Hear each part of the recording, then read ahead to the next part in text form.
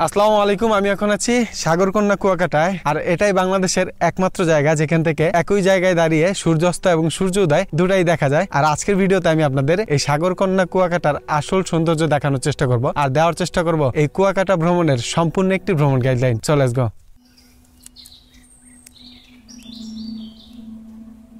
কুয়াকাটা সমুদ্র সৈকত বাংলাদেশের পটুয়াখালী জেলার কলাপাড়া থানার লতাচাপলি ইউনিয়নের প্রায় 18 কিলোমিটার দৈর্ঘ্যের অনিন্দ্য সুন্দর এক সমুদ্র সৈকত, যেখান থেকে একই সৈকতে দাঁড়িয়ে সূর্যোদয় এবং সূর্যাস্তের সৌন্দর্য উপভোগ করা যায়। আর এই বৈশিষ্ট্যই কুয়াকাটাকে করেছে অন্য সকল সমুদ্র সৈকত থেকে অনন্য। পরিচ্ছন্ন বেলাভূমি, অনিন্দ্য সুন্দর সমুদ্র সৈকত, দিগন্ত জোড়া সুনীল আকাশ এবং ম্যানগ্রোভ বন কুয়াকাটাকে দিয়েছে ভিন্ন মাত্রা। আর তাই পর্যটকদের কাছে কুয়াকাটা সাগরকন্যা নামে বেশ সুপরিচিত। আর আজকের ভিডিওতে সাগরকন্যার সৌন্দর্য সহ কিভাবে এই সাগরকন্যা যাবেন, কোথায় থাকবেন, আর কি কি ঘুরে দেখবেন, কত টাকাই বা খরচ হতে পারে সাগরকন্যা কুয়াকাটা ঘুরে আসতে, থাকবে তার বিস্তারিত।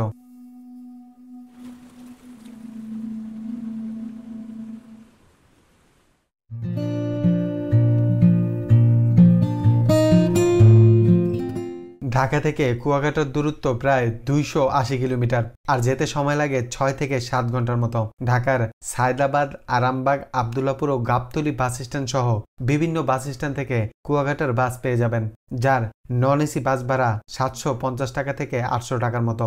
আর যদি এসি বাসে যেতে চান সেক্ষেত্রে ভাড়া পড়বে 1100 টাকা থেকে 1600 টাকার মতো। আবার চাইলে সদরঘাট লঞ্চ টার্মিনাল থেকেও লঞ্চে করে যেতে পারবেন। সেক্ষেত্রে প্রথমে আপনাকে বরিশাল বা পটুয়াখালী লঞ্চ টার্মিনাল যেতে হবে, সেখান থেকে আবারও বাস যোগে যেতে হবে কুয়াকাটার উদ্দেশ্যে। রাত 11:30 নন এসি বাসে করে আল্লাহর নাম নিয়ে আমাদের আজকের যাত্রা শুরু করছি কুয়াকাটার উদ্দেশ্যে।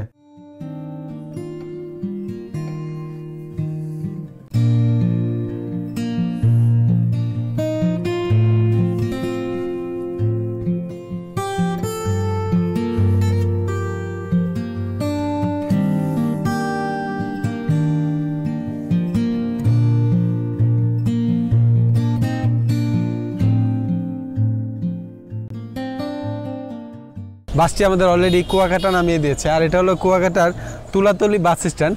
আর এখান থেকে আবার আপনাদের 10 টাকা অটো ভাড়া দিয়ে চলে যেতে হবে মেইন কুয়াকাটার উদ্দেশ্যে। আর এখানেই সকালের নাস্তাটা করে নেব।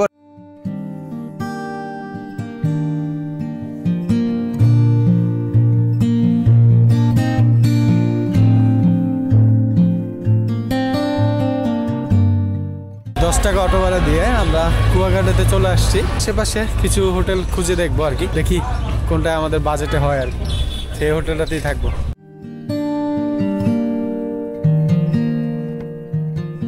কুয়াকাটায় বিভিন্ন দামের থাকার হোটেল পেয়ে যাবেন। হোটেল ভাড়া 800 থেকে 4000 টাকা বা তারও বেশি হয়ে থাকে। যাচাই বাছাই আর কিছুটা দামাদামি করে 1500 টাকায় আমরা একটা ডাবল বেডের রুম ভাড়া করে নিই। হোটেল থেকে মাত্র বের হইলাম যে এই সমুদ্র সৈকত আছে তার পারে যাবো আর কি, সমুদ্র সৈকতের সৌন্দর্যটা দেখার জন্য। আমাদের হোটেল থেকে প্রায় 3 থেকে 4 মিনিট লাগবে আপনার যে সমুদ্র সৈকত আছে সেখানে যেতে। তো আমরা হেঁটে হেঁটে যাচ্ছি, আর আশেপাশে অনেক পর্যটক আসছে আজকে এই কুয়াকাটা ঘুরে দেখার জন্য।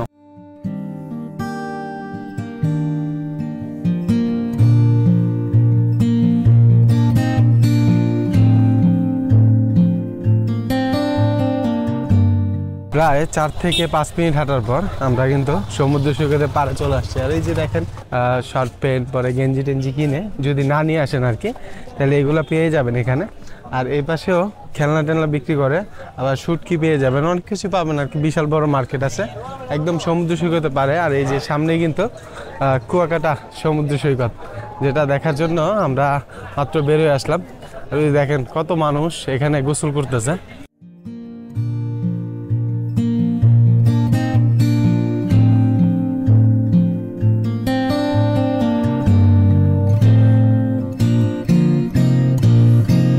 সমুদ্রের পাড়ে চলে আসছি, আর এই যে পিছনে দেখতেছেন অসংখ্য মানুষ। আর এখানে একটা টুরিস্ট পুলিশ বক্স আছে, আপনার যদি কোনো সমস্যা হয় তাহলে এখানে কিন্তু আপনারা অভিযোগ করতে পারবেন। আর দেখেন অসংখ্য মানুষ গোসল করার জন্য কিন্তু এই সমুদ্র সৈকতে চলে আসছে কুয়াকাটাতে। এই কুয়াকাটাতে মানে একটা জায়গা থেকে দাঁড়িয়ে আপনার সূর্যোদয় এবং সূর্যাস্ত দেখার জন্যই কিন্তু বিখ্যাত আর কি এই কুয়াকাটা সমুদ্র সৈকত।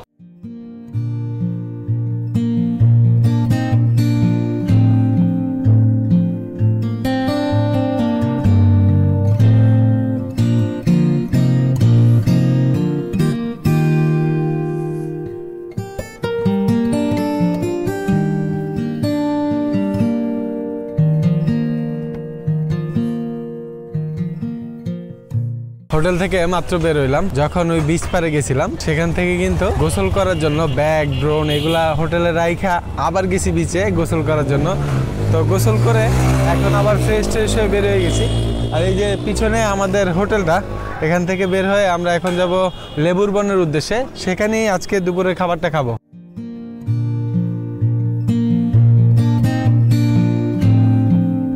আপনারা বাইকেও ঘুরে দেখতে পারবেন, আমরা অটোতেও চাইলে যেতে পারবেন। যারা ফ্যামিলি নিয়ে আসবেন তারা তো আর বাইকে যেতে পারবেন না, তারা অটোতে যেতে পারবেন। এই পাশে পশ্চিমে আছে আপনার 8টা স্পট। এগুলো ঘুরে আসতে আপনারা কত টাকা নিয়ে থাকেন আর কতক্ষণ সময় দেন এখানে? আমরা ওই পাশে নিয়ে যাই হলো আপনার 1000 থেকে ধরে 800, 1000, 1200 এরকম একটা জানি। সময় কতক্ষণ দেন? সময় আমরা সময়ের কোনো সীমানা নাই, কোনো সময় আমরা যাই আধা ঘন্টা, আসতে আধা ঘন্টা। তারা 1 ঘন্টা 2 ঘন্টা তাদের ইচ্ছে মতো ঘুরে আসে। তাদের আর সকালবেলা যে সূর্য উদয় দেখবে, সূর্য উদয় একটা আছে আপনার গঙ্গামতি। হ্যাঁ, গঙ্গামতি জাতীয় উদ্যান, ফরেস্টার, 3টা হলো এক সাইডে সূর্য উদয়। আর একটা থেকে আর একটু ভালো দেখতে গেলে যাইতে হয় কাউয়ারচর।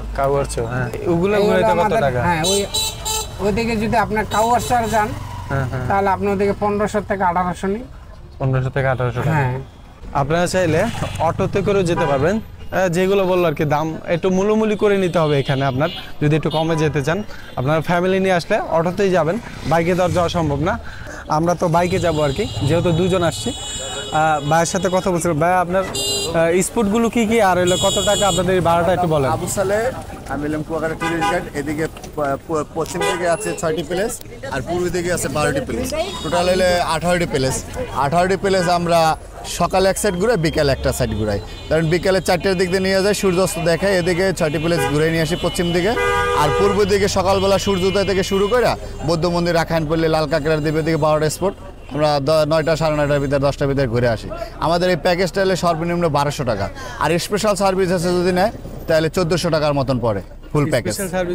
মিনি, হ্যাঁ, আরও কিছু জায়গা আছে। মিনি সুইজারল্যান্ড যদি যায়, ওখানে খুব সুন্দর একটি জায়গা, ওই জায়গা সহ যদি ঘুরে গিয়ে হয় তাহলে 1400 টাকার মতন রাখি 2 দিনের প্যাকেজ। 2 দিনের প্যাকেজ, জি জি।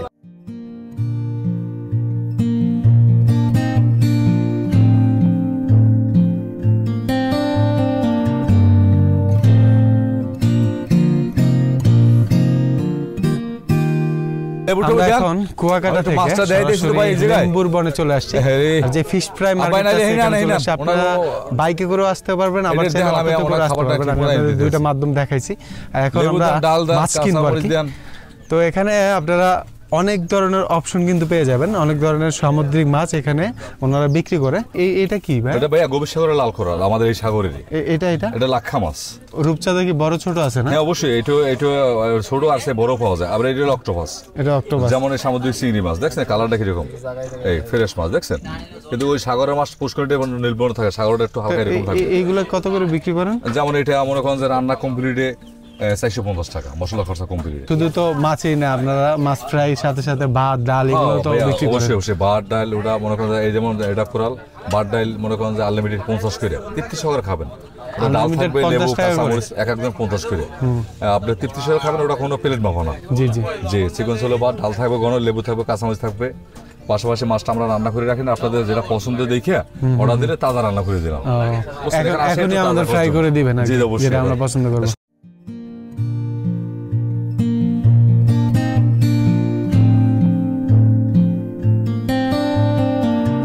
ওই পাশে লেবুর বনের যে ফিশ মার্কেটটা আছে, যেখানে আমাদের দুপুরের খাবার রেডি হচ্ছে। আর আমরা এই পাশে চলে আসছি, সেটা হলো পাশেই একদম শুটকি পল্লী।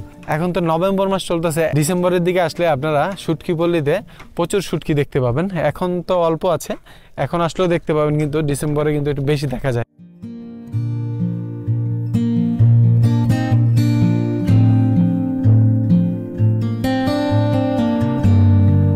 আমাদের খাবার কিন্তু চলে আসছে। এই যে মাছটা দেখতেছেন, এটা আমরা নিয়েছিলাম, 500 টাকা পড়েছে, পুরো রান্না করে দিয়েছে আর কি। এই যে এইখানে ডাল দেখতেছেন, ভাত দেখতেছেন, এখানে আপনারা যতটুকু খেতে পারেন 50 টাকা আর কি, জনপ্রতি 50 টাকা করে ভাত ডাল আপনাদের দেওয়া হবে। লেম্বুর বন থেকে দুপুরের খাওয়া দাওয়া করার পর এখন আমরা চলে যাব ঝাউবনের উদ্দেশ্যে। ঝাউবন, পরে 3 নদীর মোহনা, আর 3 নদীর মোহনা থেকেই সূর্য অস্ত যাওয়ার যেই দৃশ্যটা আছে সেটা দেখবো আজকে।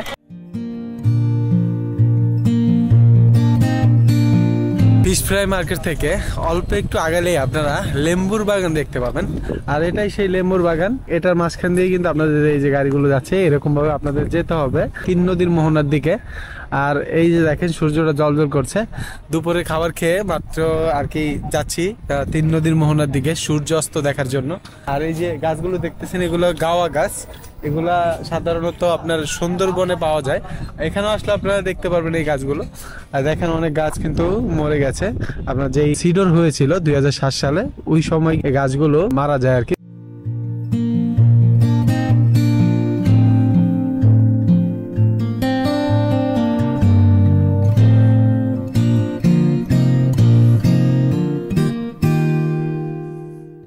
লেম্বুর বাগান থেকে ঝাউবনে চলে আসছি। এগুলো কিন্তু পাশাপাশি অবস্থিত, আপনার ফিশ মার্কেট, লেম্বুর বাগান, ঝাউবন, পরে যেই শুটকি পল্লীটা আছে এগুলো একদম পাশাপাশি অবস্থিত। ওই যে 3 নদীর মোহনা সামনে দেখা যাচ্ছে, বেশি সময় লাগবে না এগুলো ঘুরতে। আপনার 3 নদীর মোহনা থেকে আপনাদের সূর্যাস্তটা দেখানোর চেষ্টা করব। সূর্য কিন্তু এতক্ষণ জ্বলজ্বল করছিল, এখন আবার মেঘে ঢেকে গেছে। তো অসংখ্য পর্যটক কিন্তু আজকে এই 3 নদীর মোহনায় আসছে সূর্য অস্ত দেখার জন্য।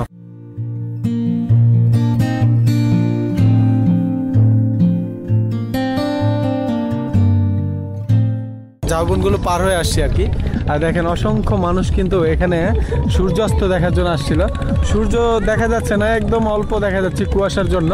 আর এই যে সামনে নদীটা দেখতেছেন এটা হলো আন্দারমানিক নদী, আর ওই সামনে দেখা যাচ্ছে 3 নদীর মোহনা। আর এই যে দেখেন অসংখ্য মানুষ আজকে আসছে সূর্যাস্ত দেখার জন্য, আর আমরাও আসছি আর কি এই সূর্যাস্তের সৌন্দর্য দেখার জন্য।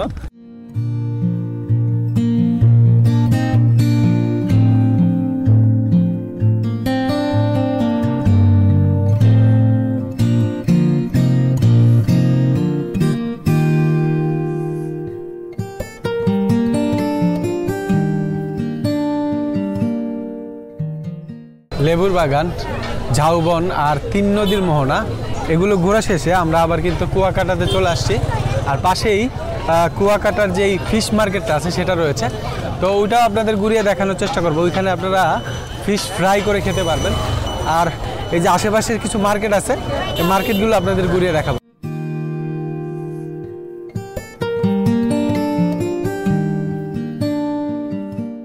রাতের কুয়াকাটা ঘোরাঘুরি করে চাইলে কিছু কেনাকাটা করে নিতে পারেন। রাতের খাবারটা কুয়াকাটার যে কোনো হোটেল বা সমুদ্রের পাড়ে ফিশ ফ্রাই খেতে খেতেও সমুদ্র উপভোগ করতে পারবেন। আর আজকে খুব দ্রুতই আমাদের ঘুমিয়ে যেতে হবে, কারণ আগামীকাল ভোর 4টায় সূর্য উদয় দেখার জন্য রওনা হব কুয়াকাটার সবচেয়ে সুন্দর জায়গা কাউয়ারচরের উদ্দেশ্যে।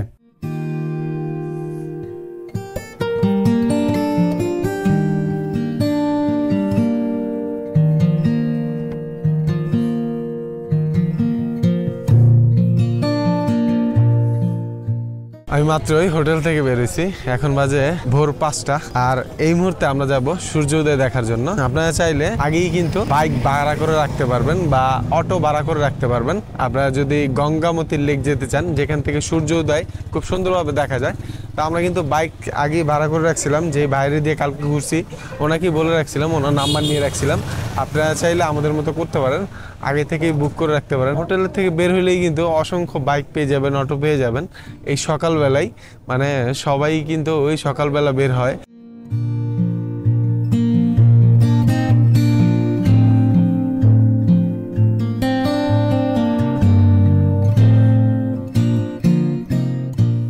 গঙ্গামতির যেই লেক ভিউ ক্যানেল আছে সেখানে চলে আসছে একদম রাত্র আর কি। দেখেন কত মানুষ এখানে ভিড় করে আছে, আর সবাই কিন্তু সূর্য উদয় দেখার জন্য কাউয়ারচরের দিকে যাচ্ছে। আর আপনারা যারা অটো নিয়ে আসবেন তারা এই যে সামনে মানে আপনারা কিন্তু ক্যানেল পার হতে পারবেন না, কারণ অটো তো আর ক্যানেল পার হতে পারে না। হুন্ডাগুলো আপনার ওই নৌকায় করে ক্যানেলগুলো পার হয়, আর আপনাদের এইখানে থাকতে হবে, এখান থেকে দেখতে পারবেন।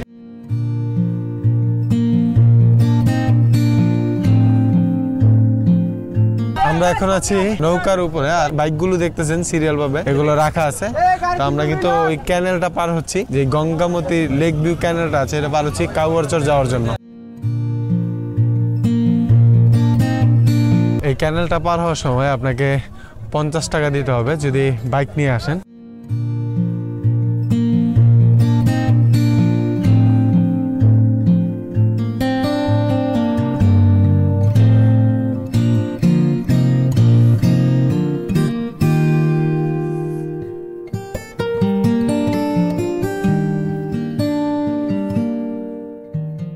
অলরেডি কাউয়ারচরে চলে আসছি, আর পিছনে দেখতে পাচ্ছেন পায়রা নদীর মোহনা বলা হয় এই জায়গাটাকে।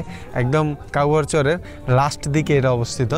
আর এখানে দেখেন কত মানুষ আসছে সূর্যোদয় দেখার জন্য। আপনারা শুধুমাত্র বাইকে করেই এই জায়গাটাতে আসতে পারবেন। আপনারা যদি অটোতে আসেন সেক্ষেত্রে গঙ্গামতির লেক থেকে আপনাদের ভিউ দেখতে হবে।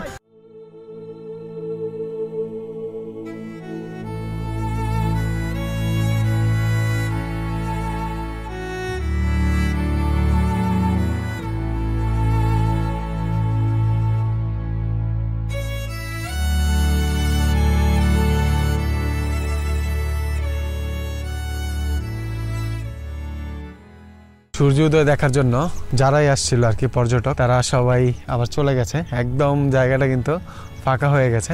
এখান থেকে অসাধারণ সুন্দর ভিউ। এই ভিউ সব সময় কিন্তু দেখা যায় না। সূর্যোদয় এবং সূর্যাস্ত সময় যদি আপনারা এই কুয়াকাটাতে থাকেন তাহলে দেখতে পারবেন।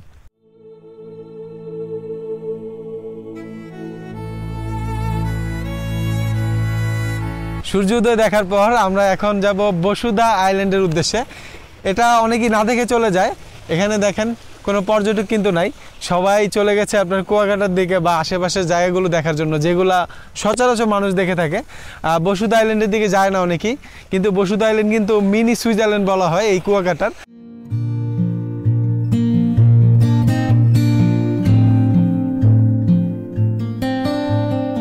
আমি এখন চলে আসছি বসুধা আইল্যান্ড নামের একটা আইল্যান্ডে। আর এই যে দেখেন এখানে প্রাকৃতিক সৌন্দর্য অসাধারণ লাগে জায়গাটা। যত দূর চোখ যাবে সবুজ আর সবুজ, দুই পাশে ঝাউবন আর মাঝখানে ধান ক্ষেত রয়েছে। পাশে একটা ক্যানেল গেছে, আপনার ক্যানেলের সৌন্দর্য দেখতে পাবেন। অনেক পর্যটকই কিন্তু এখানে আসে, আবার অনেকে এই ব্যাপারটা জানে না আর কি। তো আপনারা যদি চান এই অপার প্রাকৃতিক সৌন্দর্য দেখতে পারবেন।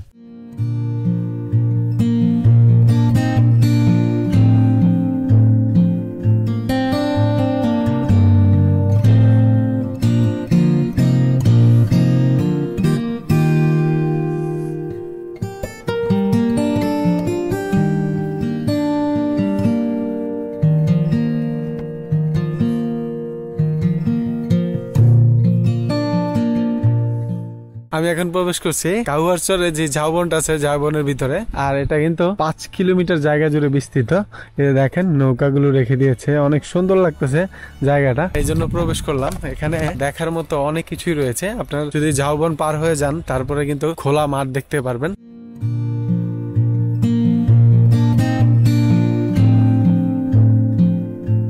কাউয়ারচরের মাঝামাঝি যে ঝাউবনটাতে প্রবেশ করছিলাম, এটা সামনেই দেখবেন জেলেরা তাদের নৌকাগুলো নিয়ে কাজ টাজ করতেছে। আবার জাল নিয়ে অনেকে সমুদ্রের দিকে যাচ্ছে মাছ ধরার জন্য। ওনারা কিন্তু এখান থেকে মাছ ধরে ওনাদের জীবিকা নির্বাহ করে।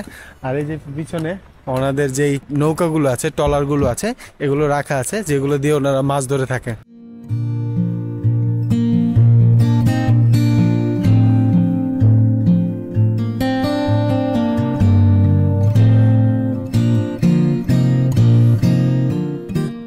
কাউয়ারচরে ছোট্ট কিছু খাবার হোটেল পেয়ে যাবেন, যেখান থেকে মাছ কিনে খিচুড়ির সাথে ফ্রাই বা ভুনা করে খেতে পারবেন।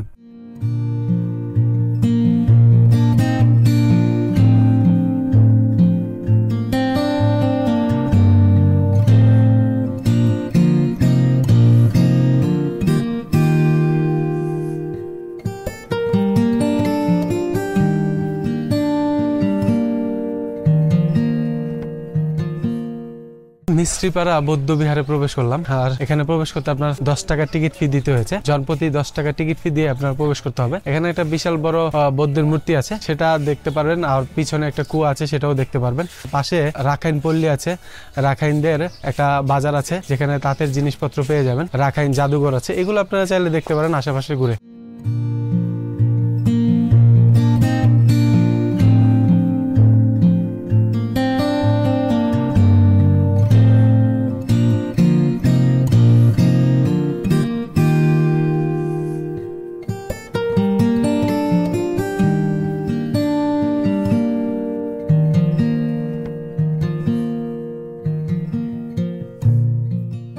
মিস্ত্রিপাড়ার যেই তাঁতপল্লীটা আছে সেটা ঘুরে আসলাম। এখানে অসংখ্য দোকান আপনারা পেয়ে যাবেন, চাইলে কিনে নিয়ে যেতে পারবেন অনেক জিনিসই। তো এখান থেকে আমরা এখন বেরিয়ে যাচ্ছি আর কি।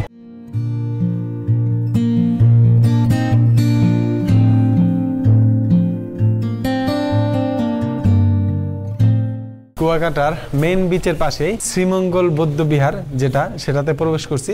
20 টাকা টিকিট ফি দিয়ে আপনাদের জনপ্রতি প্রবেশ করতে হবে।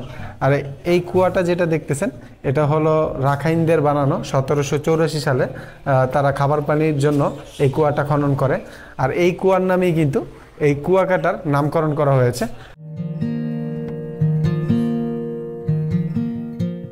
আমি এখন আছি শ্রীমঙ্গল বৌদ্ধ বিহারের পাশে অবস্থিত প্রায় 200 বছর আগের পুরনো নৌকার সামনে, যেটা রাখাইনদের তৈরি ছিল। আর রাখাইনরা এই নৌকায় করেই কুয়াকাটাতে আসে। পরবর্তীতে 2012 সালে সেনাবাহিনীরা এই কুয়াকাটার জাতীয় উদ্যান থেকে কিন্তু উত্তোলন করে আর এখানে রেখে দিয়েছে। আর সাংস্কৃতিক যে মন্ত্রণালয় আছে, এই মন্ত্রণালয় থেকে এটা মানে রাখা আছে এখানে সরকারিভাবে। 200 বছরের পুরনো নৌকা দেখা শেষ করে সরাসরি বাস স্ট্যান্ডে চলে যাই। সেখান থেকে দুপুর 2টার বাসে করে রওনা হয়ে যাই ঢাকার উদ্দেশ্যে। আর আজকের ভ্রমণ গল্পটি এখানেই শেষ করছি। ইনশাআল্লাহ দেখা হবে পরবর্তী কোনো ভ্রমণের গল্প নিয়ে। আল্লাহ হাফেজ, ধন্যবাদ।